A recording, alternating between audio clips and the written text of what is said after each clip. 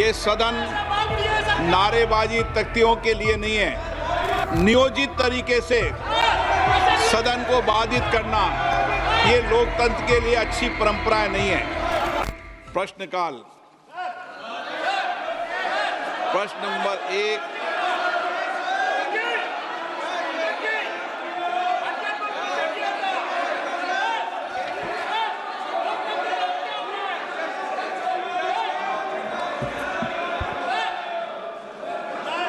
अध्यक्ष जी,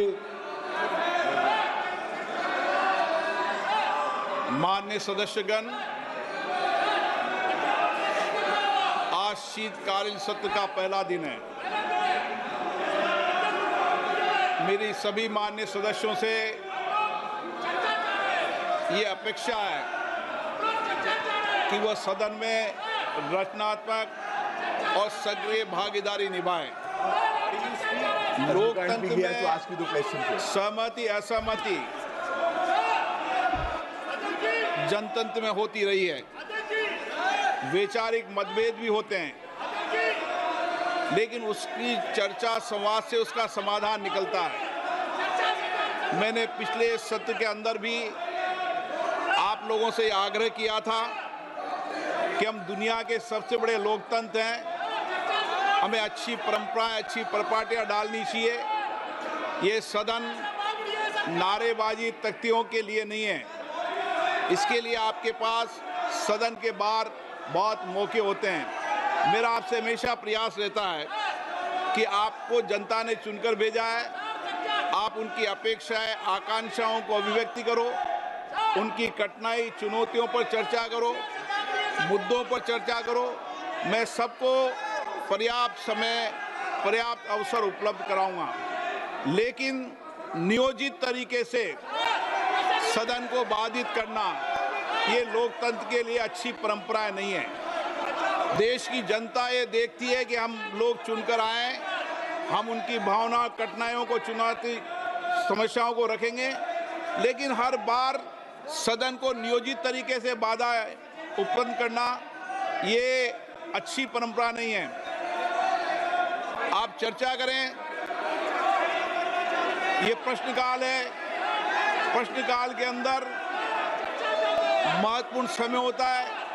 आप हमेशा आके नारेबाजी तख्तियां सदन के अंदर नियोजित तरीके से बाधित, ठीक नहीं है। देश में, दुनिया में, लोकतंत्र में ये संदेश जाना चाहिए कि भारत की संसद और भारत में माननीय सदस्य सदन में कामकाज करते हैं, चर्चा करते हैं और सदन कभी बाधित नहीं होना चाहिए। ये परंपराएं लागू करो।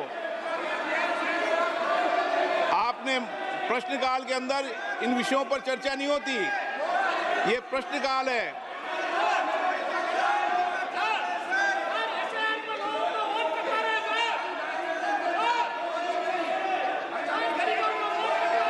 वोट के बाद फिर वोट लोकतंत्र में भागीदारी निभा दी है लोगों ने, और लोकतंत्र में भागीदारी हो जाएगी।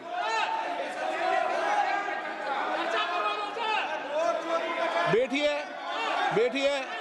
प्रश्नकाल है, प्रश्नकाल में चर्चा होती है क्या? नो। अच्छी परंपराएं लागू करो। आप वरिष्ठ नेता लोग हो, अपनी सीट पर विराजे, सदन को चलने दें।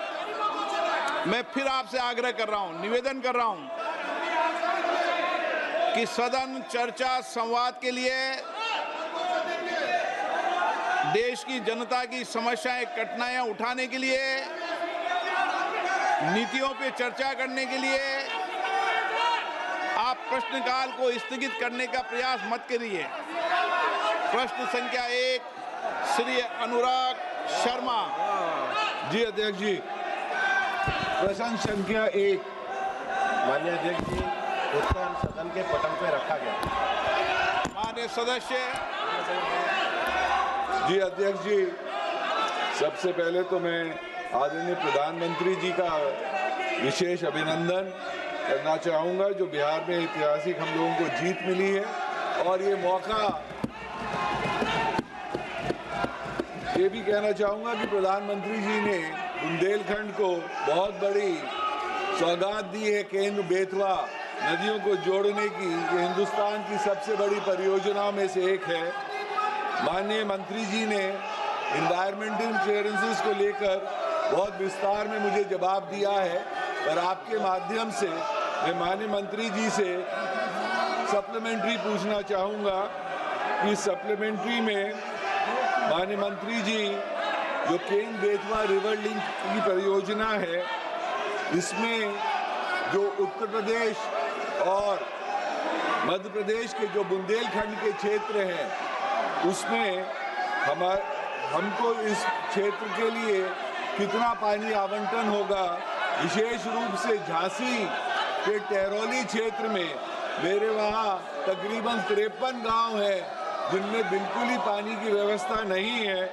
ये गांव के हैं जैसे कि परसा, बवेनिया, रनियारा, टैरोली, टोड़ी, बिजना। अगर इनको डेड स्टोरेज से कुछ पानी आवंटन कर दिया जाए तो हम लोगों को बहुत राहत मिलेगी। इन 53 गांवों में कोई भी खेती नहीं हो पाती है।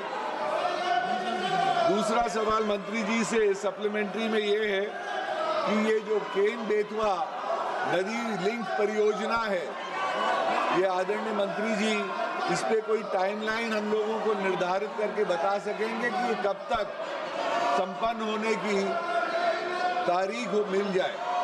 धन्यवाद।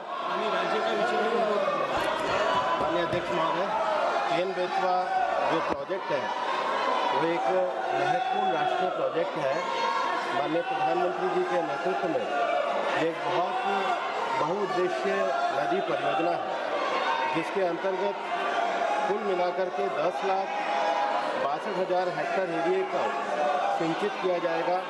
194 MCM drinking water supply, 62 lakh की आबादी को ये पानी की सप्लाई और 103 मेगावाट हाइड्रो पावर के उत्पादन के साथ ही साथ 27 मेगावाट सोलर के उत्पादन और मध्य प्रदेश और उत्तर प्रदेश में 10 जिलों को और उत्तर प्रदेश के 4 जिलों को इससे लाभान्वित किया गया है।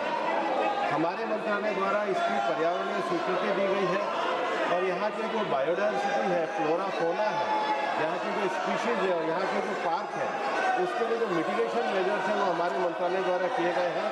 शेष सभी जो कार्य हैं वो राज्य सरकार और ये जो पानी का वितरण है ये उनके मंत्रालय के संबंध में है, इसलिए इसकी जानकारी उनको वहाँ से मिलती है। माननीय सदस्यगण, ये प्रश्नकाल है। मैं पुनः आग्रह कर रहा हूँ, जनता ने आपको नारेबाजी करने के लिए नहीं भेजा है, सदन चलाने के लिए भेजा है। मेरा आग्रह है कि आप सदन चलाने में सहयोग करें। मैं आपके हर मुद्दों पर चर्चा करने को तैयार हूं। सदन नहीं चलाना चाहते, सदन में चर्चा नहीं करना चाहते। Anurag Sharma second supplementary.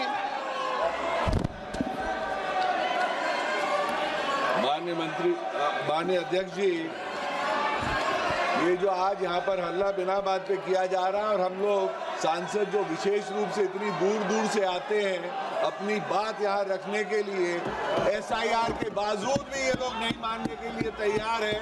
बिहार की इतनी बड़ी हार के बाद भी नहीं मानने को तैयार रहते हैं। इन लोगों को समझना चाहिए कि सांसदों को यही एक मौका मिलता है अपनी बात रखने का।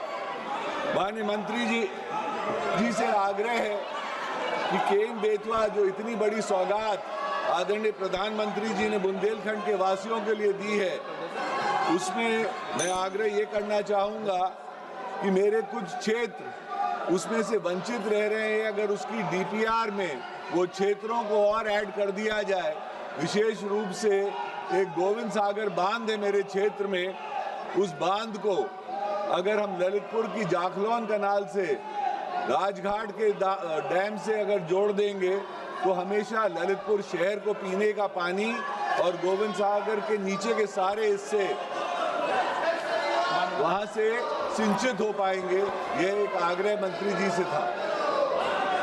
माननीय अध्यक्ष महोदय, मैंने पूर्व में भी कहा है कि पर्यावरण मंत्रालय के द्वारा जो EIA रिपोर्ट तैयार की जाती है, उस EIA रिपोर्ट का जो स्कोप है वो local biodiversity, forest cover, impacts on biodiversity local जो अराउंड एरिया उसके अंतर्गत, उसके साथ ही साथ जो वाइल्ड लाइफ कॉरिडोर है उसके संबंध में मिटिगेशन मेजर्स के लिए ये रिपोर्ट तैयार की जाती है। जहाँ तक DPR और पानी के वितरण का विषय है, माननीय संसद महोदय को मेरा आग्रह है कि वे स्थानीय राज्य सरकार को अपने कार्यालय द्वारा संपर्क करें, क्योंकि वो उनके अंतर्गत आता है। मैं पुनः आग्रह कर रहा हूं, सदन में नियोजित तरीके से बाधित करना लोकतंत्र में अच्छी परंपराएं नहीं है। आप अपनी सीट पर विराजें।